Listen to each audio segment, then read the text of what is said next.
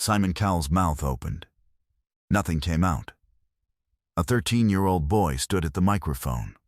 He had just said a sentence that meant 14 months of his own life were not what he had believed them to be. Simon sat there, lips parted. Silent, the name of a foundation had just left the boy's mouth, and Simon knew exactly where that name came from. It was another Tuesday night taping, the Dolby Theater in Hollywood. 3,000 seats, cameras rolling, millions watching from home. Another hopeful contestant stepping into the spotlight. Simon sat at the judge's table in his black shirt, arms crossed, that familiar expression of measured skepticism in place. Howie Mandel had a notepad open. Heidi Klum had her coffee. Sofia Vergara was checking something on her phone. Another Tuesday, another audition. Nothing to suggest tonight would leave Simon Cowell unable to find a single word. The boy who walked out was 13 years old. His name was Theo Marsh. He was small, careful in his movements, the kind of kid who watches a room before he speaks in it. He wore a simple button-up shirt, slightly too big. The kind of shirt that gets handed down or bought a size large on purpose. He stood very still at the microphone. Terry Crews came to meet him. "Hey, what's your name?" Theo told him. "How old are you?" 13. "What are you going to do for us today?" "Sing," Theo said. "But first there's something I need to say. About my dad." "Go ahead," Terry said. Theo breathed once, steady. "My dad died 7 months ago. Colon cancer." He paused. "Here's the thing. He was diagnosed 2 years before that. Stage 4. He knew the whole time." Another pause. "He never told me. Not once. I thought I had a normal 14 months with him at the end. I didn't. I had 14 months he was secretly dying through and hiding it from me completely." The auditorium went still. Completely still. Not a whisper anywhere. "He hid hospital visits as work trips," Theo said. "He hid the chemo side effects as a stomach bug. He kept tuning pianos right up until 2 weeks before he died, because he didn't want anything about our life to look different." He stopped, found his voice again. "I only found out after. There was a letter." He explained everything, including how he afforded a treatment that gave him those extra 14 months. A treatment insurance wouldn't fully cover. "Who funded it?" Terry asked. "A foundation," Theo said. "I looked it up. It traces back to a charitable fund. The Encore Musicians Relief Fund." He looked at the judges' table. "Directly at Simon. It's connected to your production company." Simon Cowell's mouth opened. Nothing came out. He sat there, hands flat on the table, and his throat simply would not produce a sound. Howie Mandel turned slowly toward him. Heidi Klum set her coffee down. Sofia Vergara lowered her phone without looking away.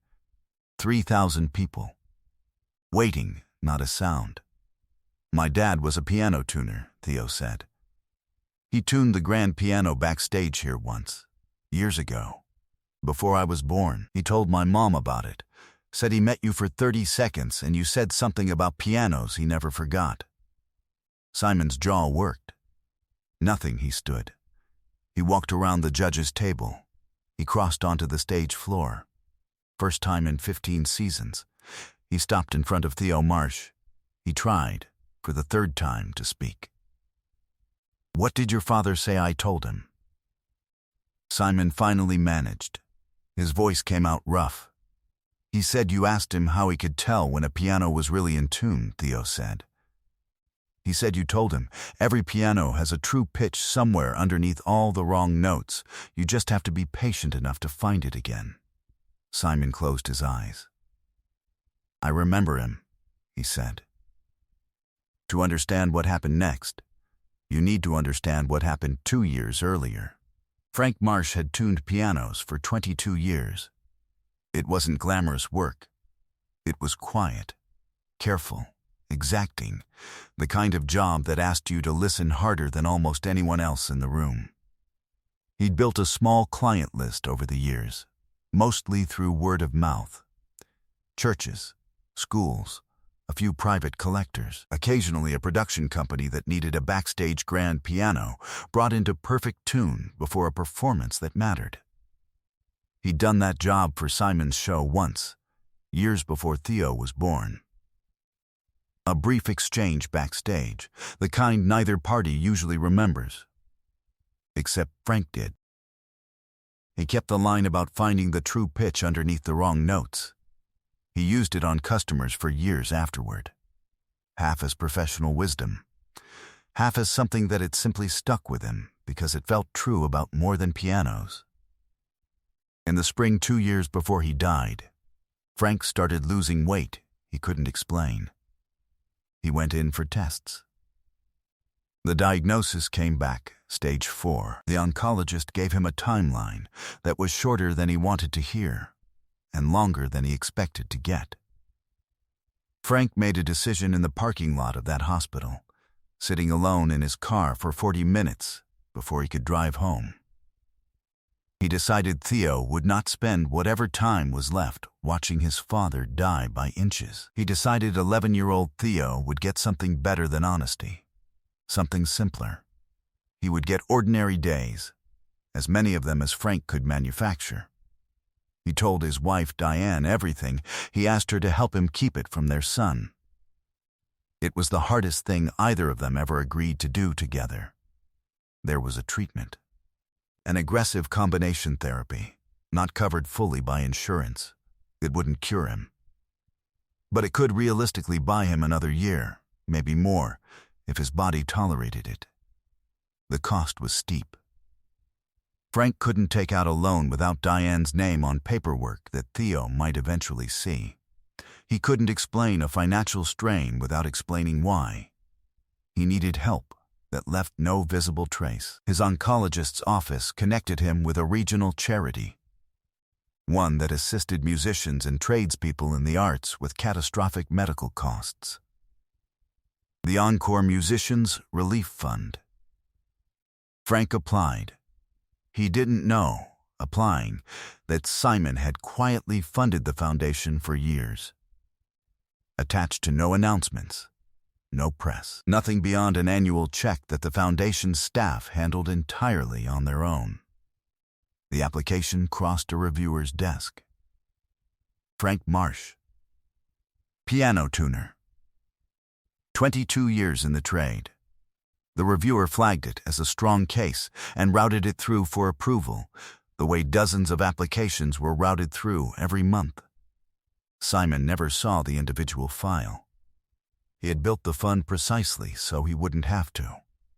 So people like Frank could be helped without anyone needing to know whose money it was. Without anyone owing anyone anything they could feel the weight of. The grant came through within 3 weeks. Full coverage of the treatment, no conditions attached. Frank never learned exactly where the money came from beyond the foundation's name. He assumed it was simply how charities like that worked. He started treatment the following month. It worked better than the doctors expected. The extra time arrived, not the cure he didn't get, but the months he'd asked for. 14 of them, in the end. 14 months he spent doing everything he could to make sure Theo never noticed anything was wrong. He tuned pianos through nausea he hid in bathroom visits between clients. He sat through Theo's school concerts with a body that was quietly failing him. Clapping at the right moments, asking the right questions on the drive home.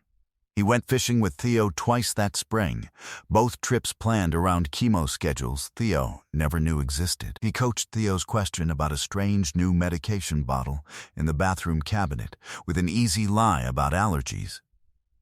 He did this, deliberately, exhaustingly, for 14 months. Because he had decided his son deserved a childhood that didn't end early.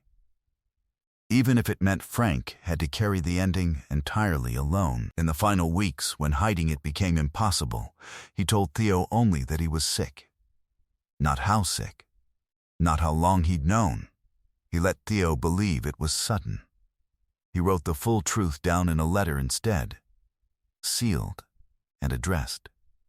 Left with Diane to give to Theo when she judged the time was right.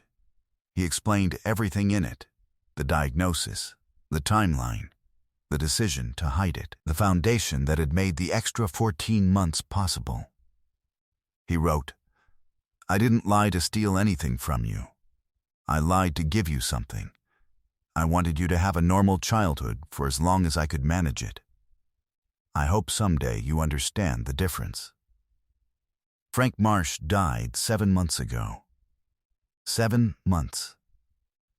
Diane gave Theo the letter 3 weeks after the funeral, when she judged he was ready. She hoped, anyway, that he was. Theo read it more times than he could count. He researched the foundation named in it.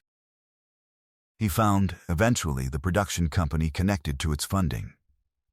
He remembered the story his mother had told him once, about a piano tuner who once met a famous judge backstage and never forgot what he said. Simon had not thought about that brief backstage conversation in years.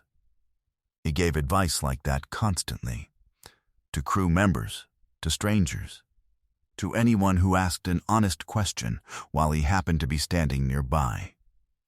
He could not have named Frank Marsh unprompted. He had built the foundation, funded it faithfully, and deliberately stayed out of its individual decisions, so that exactly this kind of distance would exist, so that no family would ever feel like a transaction. He thought the system was working exactly as designed, help given. No names exchanged, no debts created. Until tonight. Until a 13-year-old boy stood on his stage. He explained that the distance Simon had built on purpose had also meant something else. Simon never knew what 14 extra months had actually been spent doing. A father, dying in silence, manufacturing an entire ordinary childhood out of borrowed time Simon had unknowingly helped purchase. Now he stood in front of Theo Marsh, and the words that had abandoned him finally, slowly, started coming back. "Your father bought 14 months, Simon said. His voice wasn't steady, and spent every single one of them making sure you never had to grieve him while he was still alive to see it. He never let it show," Theo said. "Not once. I used to think that was just who he was. Calm, steady. I didn't know it was a performance he was giving every single day. For me, it wasn't a performance," Simon said. "It was the bravest thing a parent can do, protect a child from pain that parent is carrying entirely alone." And Simon Cowell, who had not cried on camera in 20 years at that table, stood in front of 3,000 people. He let his face do exactly what it wanted. He was crying. Not managing it, not performing it, just standing in it. Howie Mandel had both hands over his face.